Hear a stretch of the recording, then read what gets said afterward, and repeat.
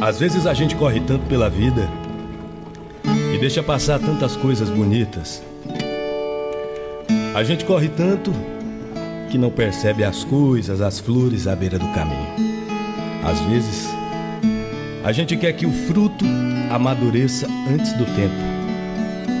Nós temos muita pressa, mas somente Deus e o tempo sabem dar as coisas na hora certa. O tempo sabe o momento exato de dar o presente que a gente merece.